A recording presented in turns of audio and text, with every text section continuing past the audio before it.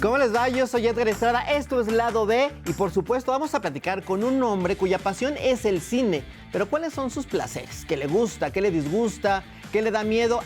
Él ha sido nominado al Oscar y al Globo de Oro, nada más y nada menos. Ha trabajado con figuras como Meg Ryan, con Andy García, con Ofelia Medina, también con Daniel Jiménez Cacho y por supuesto con grandes de la calidad de Kevin Costner. Y su trabajo pues como director ha sido reconocido y aplaudido con cintas como Gaby, una historia verdadera, por supuesto Voces Inocentes, Mensaje en una botella, Cuando un hombre ama a una mujer, La vida precoz y breve de Sabina Rivas, una cinta estremecedora, fuerte, así como Fraude México 2006 y ¿Quién es el señor López? Y ahora nos presenta Presencia, su más reciente película, pero mejor vamos a conocer el lado B de un gran cineasta como lo es Luis Mandoki. Qué gusto platicar contigo en esta ocasión para el lado B aquí en La Octava. Luis, ¿cómo estás?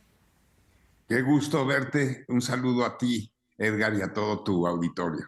Igualmente un gusto poder platicar contigo sobre esta cinta que te hace renovarte y adentrarte en un género completamente distinto al que te hemos visto como cineasta. Sí, ha sido una aventura maravillosa, difícil. Realmente el género de terror no es fácil. Eh, para, para prepararme para hacerla, vi muchas películas de terror, vi películas malas de terror para entender por qué no funcionaban, por qué no te asustaban. Y vi películas muy buenas también para entender qué es lo que las hacía funcionar. Entonces fue un largo trabajo de preparación que me llevó finalmente a este resultado del cual me siento contento. Una película que ya podemos ver en cines, por supuesto, también a través de plataforma, hay que destacarlo para la gente que nos está sintonizando, imperdible, que tiene dos protagonistas con nacionalidades completamente diferentes, nominados, ganadores a premios importantes como el Goya y, por supuesto, al premio Oscar. Cuéntanos sobre ellos. Sí, cuando empecé a pensar en el elenco de la película, el personaje Víctor, que es el protagonista, hace un viaje laberíntico y sabía yo que necesitaba un actor extraordinario. Conocí el trabajo de Víctor Aman, eh, actor argentino que radica en España, que ha estado en películas como Celda 211, en series como Narcos, etcétera. Y le escribí por Facebook, lo busqué, eh, le mandé el guión y le gustó mucho, y sabía que iba a ser un trabajo muy demandante, muy difícil. Y también tenía yo en mente para el personaje Paulina a la gran, a la gran Yalitza Aparicio, que yo la conocí a ella en el set de Alfonso Cuarón haciendo Roma. La vi trabajar allí en el set y me impresionó mucho su naturalidad, su increíble talento natural. Y, le dije a ella cuando la conocí, le dije, oye, un día de estos te voy a buscar y te voy a proponer un proyecto. Llevaba 4 años después de Roma sin hacer nada de cine. Le pregunté por qué y me dijo, porque me mandan puros personajes donde me estereotipan en el mismo personaje de Roma y yo quiero salirme de eso, quiero hacer algo diferente. Le dije, bueno, lee el guión. Me llamó al día siguiente, me dijo, me encantó el guión, no pude parar de leerlo hasta el final y me encanta el personaje, vamos a hacerla. Entonces ahí empezó el viaje. Es un viaje en el que nos llevas a recorrer un sitio en México como lo es Tlalpujagua, donde se filmó, que tiene pues de por sí ya un misticismo, tiene presencias, yo creo que ahí que podríamos decirlo también como bien lo dices en esta película. Así es. El, el, el, la búsqueda de las locaciones fue largo porque yo tenía muy claro lo que estaba buscando. Las locaciones tenían que evocar y llevarte a ese mundo, a esas emociones, a esos miedos, a esas tensiones. Y filmamos parte de la película, como dices, en Tlalpujahua, en Michoacán. También el personaje central a nivel locaciones era la cabaña. me llevó mucho tiempo hasta dar con esta cabaña en el Ajusco. Estaba destruida, la tuvimos que reconstruir, rearmar, ponerle pisos, y así fue. Luego, cuando estábamos a una semana de inicio del rodaje, también la cabaña del antagonista de Don Jaime, nos había costado trabajo encontrarla. Cuando finalmente la encontramos, la empezamos a construir, y cuando estaba prácticamente terminada, a una semana de iniciar el rodaje, llega mi productora y me dice: no vas a creer lo que acaba de pasar. Se incendió la cabaña de Don Jaime, y me muestra un video en su celular de la cabaña en flamas. No sabes lo terrible de ese shock que fue en ese momento. Y entonces era la decisión de ¿qué hacemos? Buscamos otra rápidamente, pero no iba a ser idónea. Aplazamos el inicio del rodaje y la reconstruimos, y fue finalmente la decisión que tuvimos. Pero fue así como se metían estas presencias en el proceso de la creación de la película, que nos creaban obstáculos que había que vencer, y no perder la visión de la película, ¿no? Y cuando ya hacia el final del rodaje, porque trabajé muy de cerca con mi director de fotografía, Philippe Lozano, que es un gran fotógrafo, lo conocí a través de la serie de Netflix, Marianne, de terror también, que me encantó, y me traje a un gran diseñador de producción, a José Luis Aguilar, y los tres hicimos mancuerna. Concebimos y diseñamos la película durante meses, y la última semana de rodaje estaba yo con José Luis y me dijo: fíjate que te quiero comentar que así como empezamos con la concepción de la película, con todo lo que queríamos lograr, muchas veces eso me ha sucedido en otras películas, donde tienes un concepto, una idea, y conforme te vas enfrentando a los obstáculos de producción, todo se va diluyendo, y al final queda muy poco de la concepción original. Me dijo: yo te quiero agradecer porque siempre estuviste luchando por cada momento, cada cosa, y nunca se perdió ese concepto original. Oye Luis, ahora que mencionabas también este concepto de lucha, que mencionabas también incluso a Cuarón, quien trabajó con Yalitza, quien le dio su oportunidad, son amigos entre ustedes. Hablamos de cineastas reconocidos de manera internacional, por supuesto, Luis Mandoki, Alfonso Cuarón, Alejandro González Iñárritu, Guillermo del Toro, que han trabajado con artistas, con actores nacionales e internacionales. ¿Son amigos entre ustedes? ¿Se apoyan? ¿Se piden consejos? Sí, claro, somos muy amigos. De hecho, Alfonso es mi hermano. Alfonso fue mi asistente de dirección en Gaby. Y mi segundo asistente de dirección en Gaby fue el Chivo, Emanuel Lubezki. Entonces empezaron conmigo, y Alejandro González Iñárritu, que estuvo filmando también a Bardo paralelamente que yo estaba filmando presencias. Y los domingos nos hablábamos por teléfono para desahogarnos, compartir experiencias, etcétera, apoyarnos. Y también hablé hace poco con Memo del Toro. Le dije: ya tengo la película para que la veas. No solo somos amigos, sino somos, eh, en esta profesión difícil, somos solidarios, somos compañeros, sabiendo lo que implica esta labor titánica de hacer cine de esta forma. Y ahora que mencionas Bardo, a propósito, Alejandro González Iñárritu, Presencias y Bardo están inscritas en la Academia Mexicana de Artes y Ciencias Cinematográficas, que es la que entrega el Ariel y es la que elige a las películas que van a representar a México en los premios Goya y Oscar. Y en este caso, Presencias y Bardo están inscritas. Así es. No, pues es muy emocionante porque la academia tiene mucho de dónde escoger, y sé que escogerán la mejor película que debe representar a nuestro país. ¿Por qué Presencias tendría que representar a México en los premios Oscar? Unos premios que tú ya conoces bien, que ya tuviste nominación. ¿Por qué Presencias tendrá que estar ahí? Eso es una buena pregunta, porque sí me han comentado: bueno, es que una película de género, de terror, ¿por qué debe representar a México? Pero ya estamos en otra época, donde, por ejemplo, el año pasado, en el 2021, quien se llevó la Palma de Oro en Cannes fue Titán, una cinta de terror. Eh, También la película Get Out estuvo nominada a los Oscars hace un par de años.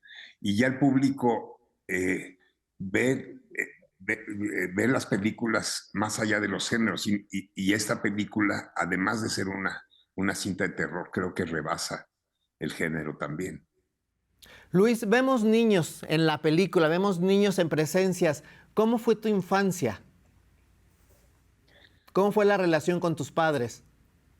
Bueno, mi infancia tuvo diferentes momentos. Es difícil describirla en pocas palabras, eh, pero soy el mayor de 5 hermanos.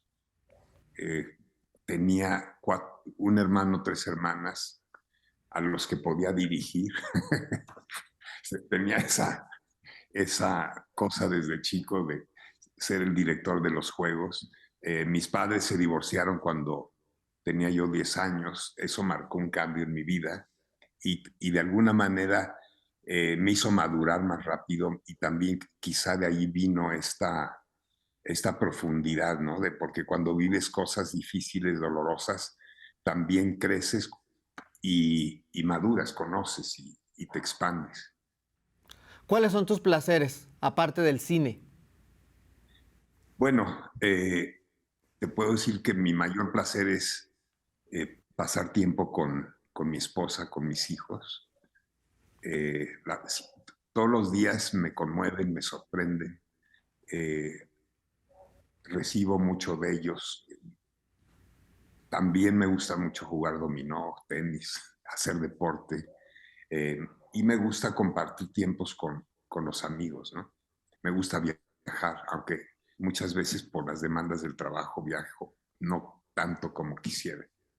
¿Cuáles son los lugares justo que disfrutas más para viajar, para vacacionar, para pasar un rato tranquilo, alejarte pues, del trabajo? Bueno, me encanta Tepoztlán. Siempre digo que Tepoztlán es mi lugar favorito en el mundo, pero me encanta Grecia. Me falta ir a la India, que es un lugar al que quiero conocer. He estado en Japón, donde tuve muy buena experiencia cuando fuimos a promover Voces Inocentes. Fuimos recibidos con mucha calidez, eh, pero me gusta conocer, descubrir, ir a lugares desconocidos.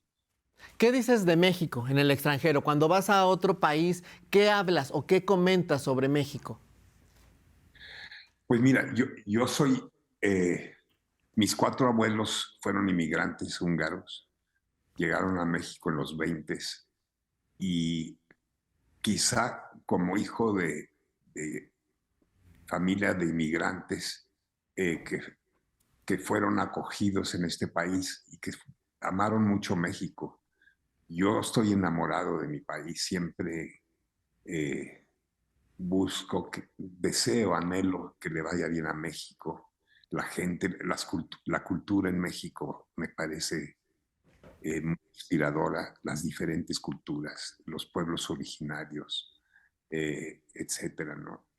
Entonces, siempre viajo, pero siempre me gusta regresar. ¿Qué opinas del gobierno de Andrés Manuel López Obrador a propósito de México, a propósito de que también has hecho documentales al respecto? Sí, no, yo quiero que le vaya muy bien a México, creo que todos queremos eso. Creo que México está pasando por diferentes etapas y, y para mí siempre ha sido toda mi carrera buscar géneros diferentes. Por eso empecé con una historia verdadera que fue Gaby, la historia de una mujer con parálisis cerebral que luchó por tener una vida normal. Su nana fue clave, que era una mujer indígena, Florencia, y de ahí hice historias de amor, hice thrillers, hice documentales. Entonces, a mí siempre me gusta expandirme, porque creativamente, si no, te vas secando. Siempre te tienes que retar a ti mismo. ¿Y has hecho algo ahora durante el gobierno que se está viviendo en México de la 4T para presentarlo próximamente o no has documentado nada hasta el momento?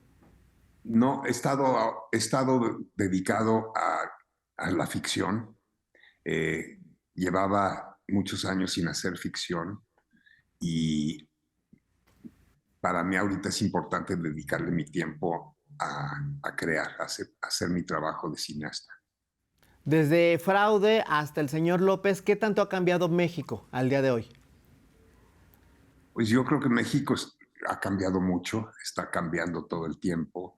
Creo que estamos viviendo tiempos difíciles también por la pandemia. O sea, quién se iba a imaginar? O sea, yo iba a empezar a filmar esta película en el 2020, teníamos ya fecha de inicio y de repente surge la pandemia.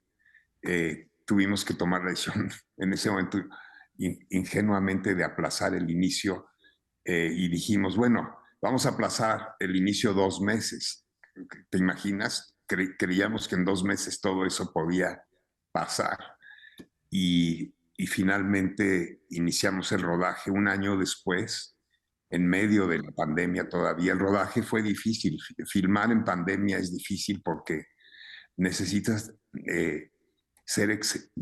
hacer un trabajo de excelencia en los cuidados para que no haya contagios, porque si uno de los actores se contagia o tú te contagias o uno de los técnicos centrales se contagia, pues tienes que parar la filmación y el costo de eso es tremendo. Pero lo logramos, no tuvimos que parar y la gente muy disciplinada y se logró pues el trabajo, ¿no? ¿Qué tanto apoyo hay al cine en nuestro país? Tú que has hecho producciones nacionales e internacionales, ahora esta que es Presencias que filmaste en México, ¿qué tanto apoyo se le da a los cineastas en México? No,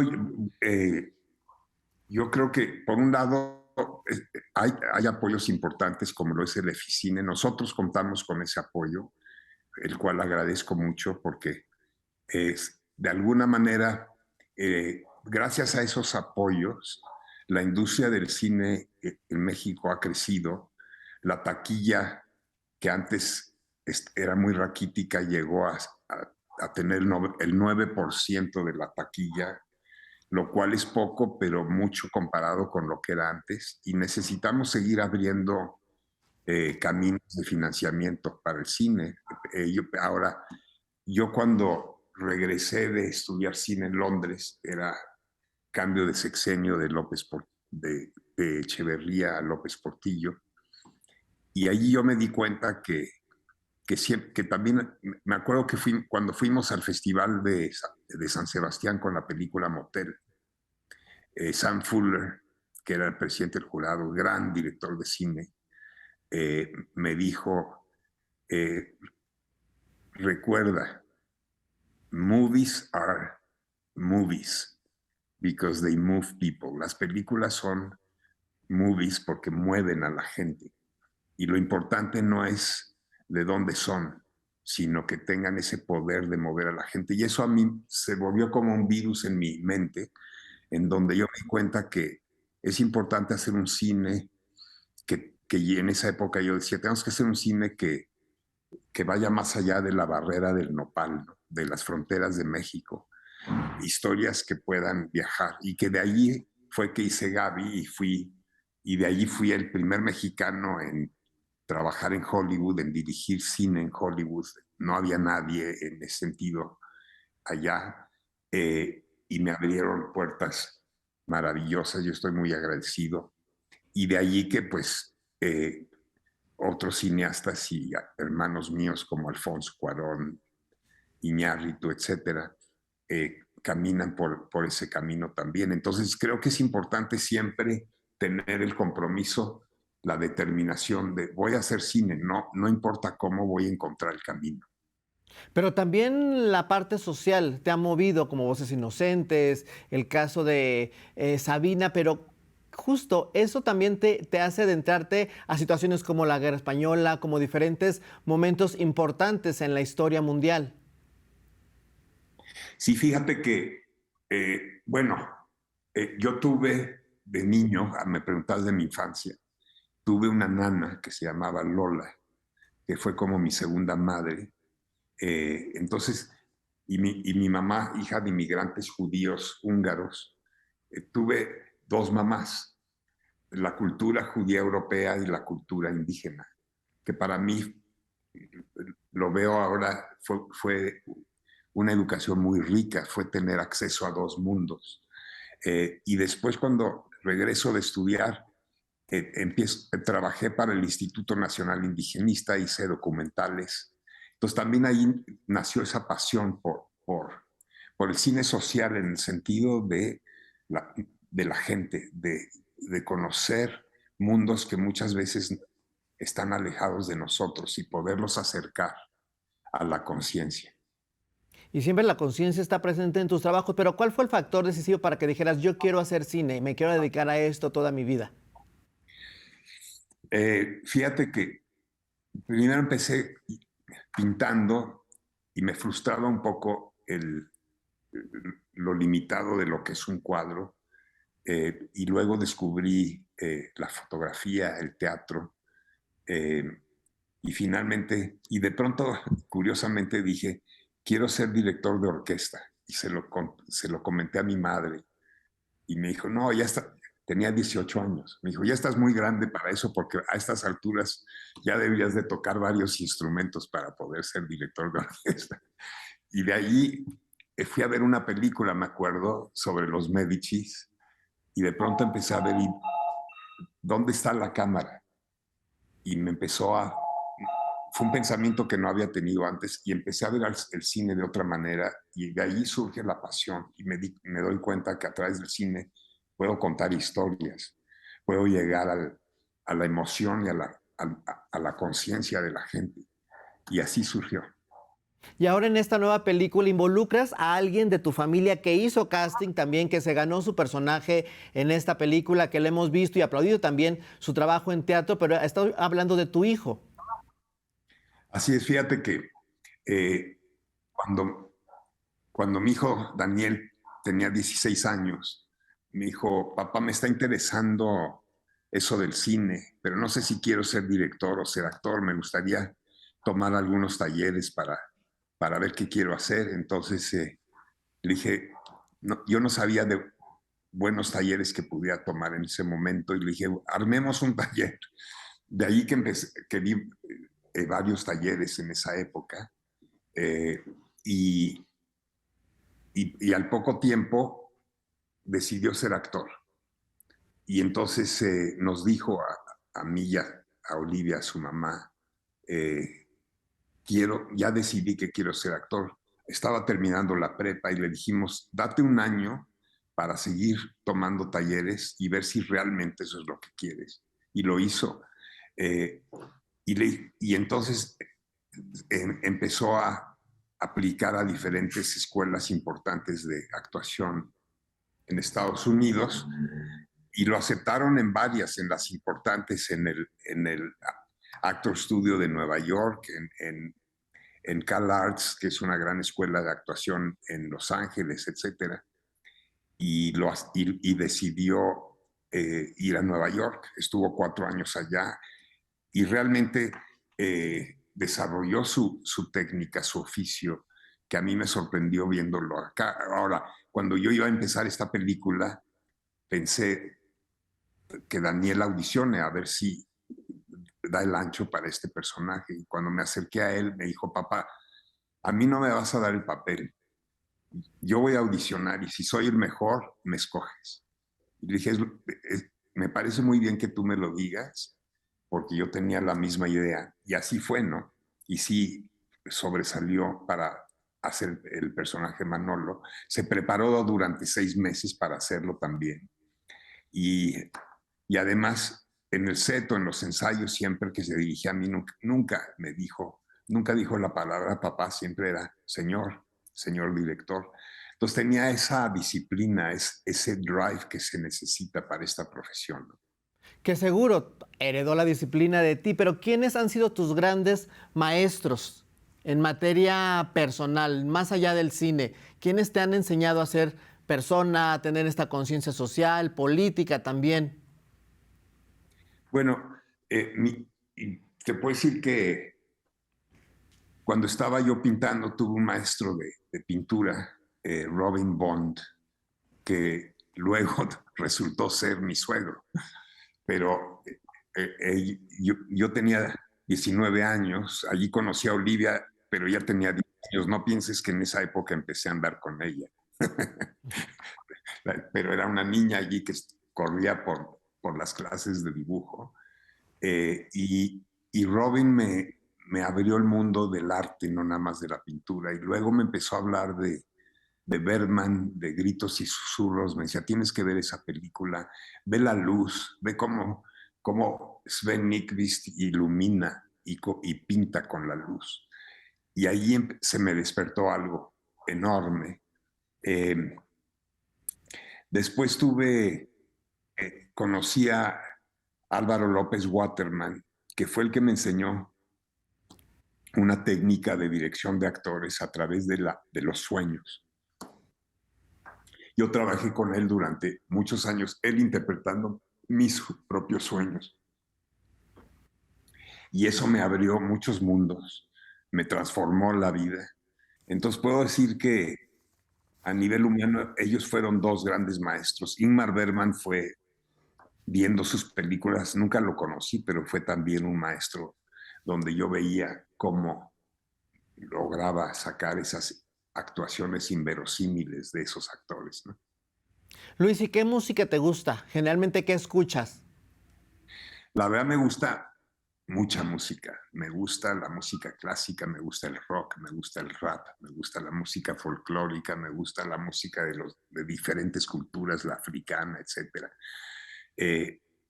Si me quedaras en un solo tipo de música, me aburriría, que es lo que me sucede.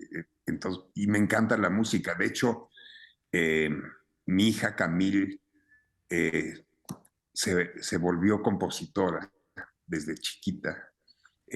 Y cuando empecé yo con la idea de hacer esta película, ella estaba haciendo el score de un cortometraje de terror y oí yo su score y me enloqueció.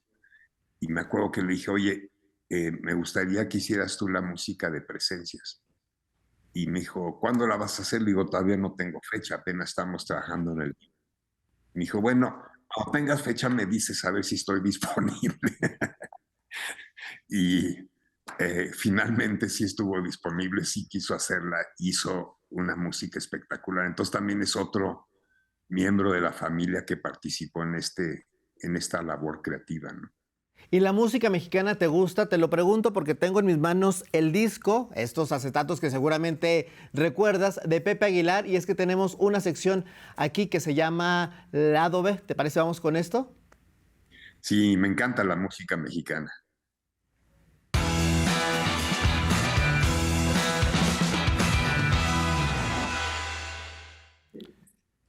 Qué bueno que te guste la música mexicana, sobre todo de la dinastía Aguilar. Y este es el mero pretexto, este disco, para hacerte una serie de preguntas. Tenemos el lado A y el lado B como los acetatos. Así es que tú eliges qué lado quieres, Luis, ¿el lado A o el lado B? No, pues el lado A. Vámonos con el lado A, y es de acuerdo a la canción Flor de Piel, ¿qué situación te ha puesto la piel a flor, justamente? ¿Qué situación me puso a flor de piel? Sí. Pues lo primero que se me viene es una vez que estaba yo con unos amigos en el campo, en una granja, estaba yo caminando y de repente piso y me empiezo a hundir y a hundir, era un pantano de los desechos de los excrementos de gallinas. Y de pronto me llega esto hasta acá y sentí que era mi fin. Y de pronto vi una rama y luché por agarrarla, logré finalmente salirme y salvé mi vida.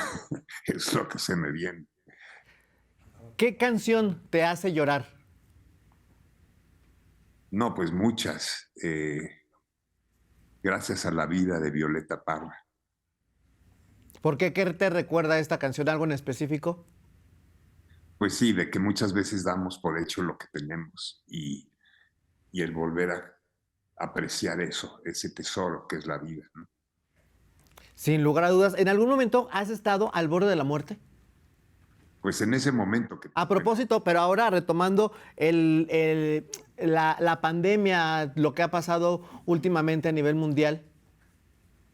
Pues yo no, o sea, me he cuidado mucho, estuvimos encerrados un buen rato, que me sirvió también para preparar la película, pero gracias a Dios hemos estado sanos y bien.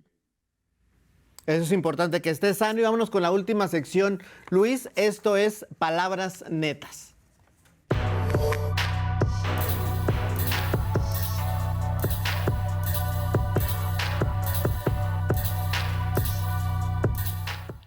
Y justo vámonos con estas palabras netas, Luis Mandoki. Yo te voy a decir una palabra y tú me dices el nombre de un político, ¿te parece?